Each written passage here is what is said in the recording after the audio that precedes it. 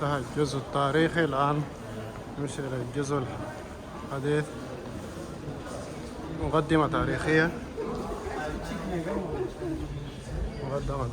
عن تاريخ مدينة شندو.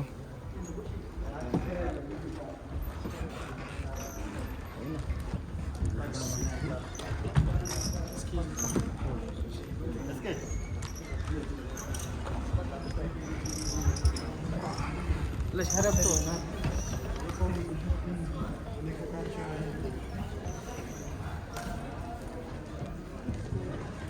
عبارة عن فيلم قصير يوضح تاريخ المدينة.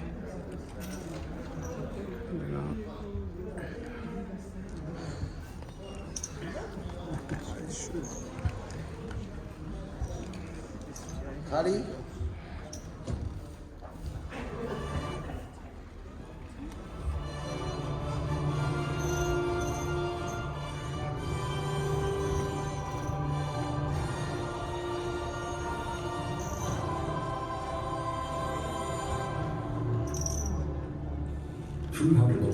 million years ago, the orogenic movement and long-lasting recognition of time formed a special geomorphologic structure of Sichuan Basin.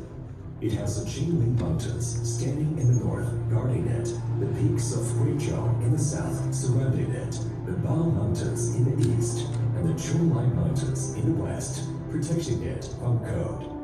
Chengdu is perfectly located in the western part of this basin. As an alluvial fan plain formed by the Jin River and Dujiangyan River systems, the basement of Chengdu Plain is composed of a stable rock layer covered with soft soil sediments, acting like a natural cushion, which helps to create a long and stable geological history of Chengdu. 5,000 years ago, water of the Jin River rushed from northwest mountainous area into Chengdu Plain, leading ancient civilians of the Shu dynasty to migrate from the Mingshan mountain to the plain for settlement.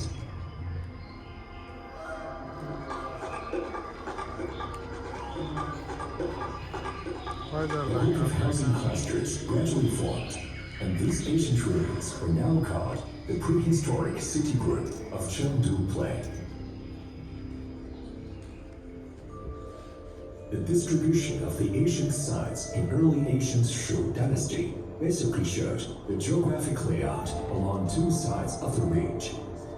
The Baojun cultural city ruins in the late Neolithic age were located on the west side of the delta.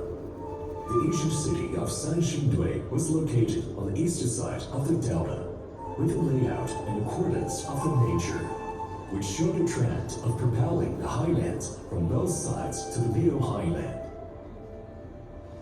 From Baojun, Sanxingdui, Dujiangyan, cities were restructuring and growing during migration. These glorious ancient cities of Chengdu Plain witnessed an origin of civilization in the upper reaches of the Yangtze River and unveiled the historical prelude of the development and evolution of urban civilization. Chengdu Plain is a plain in the northeast-southwest direction. In most time of the year, the wind blows from the northeast and the sunlight goes vertically towards east. 2,500 years ago, the ancient king of Pinyin moved the capital to Chengdu by making use of the weather and geographic location, and built up the city in accordance with the axis north by east about 30 degrees. This special layout integrates functions of water guiding, ventilation, and illumination, which embodied the ancient wisdom of the combination of nature and man, and established the concept of leading city of Chengdu. In the late Roman State period, Shu State was merged by Qin in 311 BC. Zhang Yi and Zhang Guo from Qin built Chengdu City in a 6-kilometer perimeter and 23-meter height, together with P City in a 3.5-kilometer perimeter and a 20-meter height, and Linqiu City in a 3-kilometer perimeter and a 60-meter height. Located in east, the major city was a military and political center, same as the capital city, Shenyang, while the minor city was the economic center in the west, which witnessed the building of business and market. The Pinyin River and Liujiang River flowed across the southern area. Liujiang River ran through as a city moat, protecting the major city and minor city adjacent to Pinyin River, which shaped the two parallel rivers' urban pattern of Chengdu. In the unearthed cultural relics of the late Warring States period, Chinese characters Chengdu were clearly seen. After experiencing 2,300 years of vicissitudes, the location and the name, as well as the center of the city, remained unchanged. In the period of King Shangben of Qin, an outstanding hydrologist, the governor of Shu, Li Bing, made full use of ancient wisdom and built the Dujiangyan irrigation system. Two rivers in Chengdu were thereby connected with the inner river of Dujiangyan to form a multifunctional hydraulic engineering system which integrated irrigation, transportation, and flood controlling. It not only protected the city and flooding in Liujiang River, but also made the river system a traffic network in Chengdu Plain. The surrounding area and farming land was nourished by the river. And the Chengdu Plain has since been free from drought, no worries of hunger, and been called the city of abundance. In the Han Dynasty, Chengdu sped up its pace to the outside of the world. Sichuan Shangru went to Yi in the southwest as an envoy, which helped to form the Southern Silk Road, one of the longest and oldest international communication arteries in the Eurasian continent. With a starting point from Chengdu, it crossed Yunnan, Myanmar, India, the Central Asia, West Asia, and further extended into Europe. Wealthy merchants traveled around the world and made all kinds of merchandise tradable. Internationally, Chengdu has become an important hub and production base along the Silk Road. At this time, Chengdu, with its highly developed agriculture, handicraft production, and life standards, became the second largest city in China after Chang'an. In the southwest of Chengdu, there was a Jin City dedicated to brigade industry and a Chengdu City for production of vehicles and weapons. Standing across the river, Jin City and Chengdu City formed a unique city layout and presented a vivid picture of humanity and ecology, and also a humanistic heritage of people living and working pleasantly. The literature work ŋ.tu revealed the situation of three kingdoms.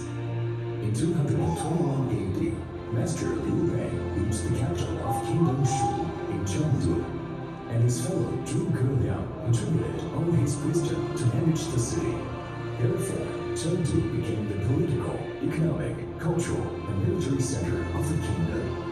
Lyrics in Ode to Shu-du, written by Zhou Si from Jin Dynasty, praised, "It is both beautiful and lofty, indeed an abandoned city of Chengdu." From the Tang Dynasty to Song Dynasty, another peak of urban civilization appeared in Chengdu. In the third era of Tiānfǔ period, governed by Emperor Tang Xizong, Officer Gao Pian of Sichuan used Luocheng City, which expanded the original city area in sixfold, which laid the foundation for modern Chengdu City, both on the scale and layout. Moreover, it also diverted the Pinyin River from the southwest to the northeast. From then on, the city pattern changed from two parallel rivers into two rivers surrounding the city, and has been maintained till today.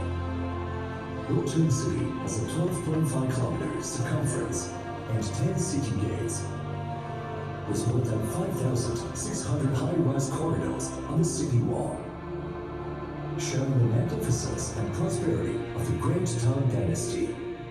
When it came to the five dynasties, the later master Meng Zhishan added Yangmacheng City for the purpose of defense, reaching 21 kilometers in circumference. His son Meng Chang commanded people to plant hibiscus trees on the city wall. In every autumn, the flowers blossomed in beauty and gorgeousness, That's where the name of Furgo City came from. And so did the origin of Chengdu's well-known nickname, Chengdu City. Further development in production and transportation has led to the prosperity of trade and commerce of the city. During the Tang Dynasty and Song Dynasty, Chengdu was known as a market full of valuable commodities from both land and water transportation, and a bustling metropolis lingered with pleasing music.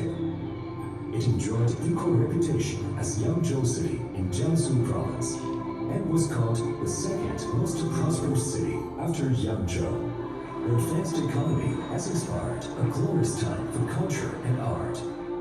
In the Tang Dynasty and Song Dynasty, Chengdu was renowned as a city of music and art in the ancient Oriental world, with its incomparable achievements in music, dance, drama, and painting. In addition, as the earliest city that invented the engraving printing in the world, Chengdu produced the first banknote, Jiangzi, in the Song Dynasty, indicating that the city was born with a gene of cultural innovation and creation. Chengdu, at that time, took the lead by its unparalleled prosperity and richness in the world, with its beautiful landscape, marvelous brocade, diverse music, and rich craftsmanship.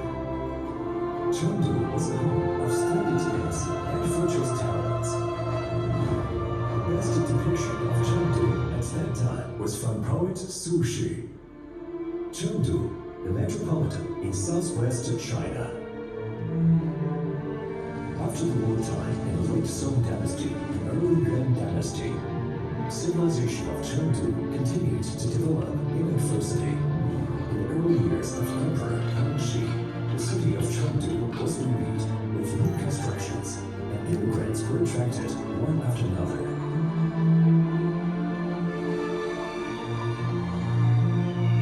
It helped this ancient Millennium city to restore its vitality in harmony and diversity. All the experience of Chengdu in modern times were closely related with our long-suffering homeland. At the end of Qing Dynasty, the Republic of China era, its early development was in a state of stagnation. After the establishment of the People's Republic of China, the process of industrialization ushered in a new round of urban development. The beneficial strategies in the new era and the new economy of reform and opening up have revitalized this city. The divine songbird imagined flew from ancient Chengdu for rebirth, where Chengdu was hereby blessed and developed. It passed through the long history, the ancient mysteries, and the miracle of the Qing Dynasty, the elements of the Han Dynasty, the splendor of the Tang Dynasty, the prosperity of the Song Dynasty, and the converge of the Ming Dynasty and Qing Dynasty, and witnessing the 4,500 years civilization and the urban development of more than 2,300 years. Chengdu continued to bloom in its long and profound culture. It grew up in history and transformed in heritage. It integrated the ancient history of the millennium capital in the modern atmosphere, merging all its unique charms into a beautiful and livable park city and world-famous cultural city with open mind, optimistic lifestyle, as well as its long profound history.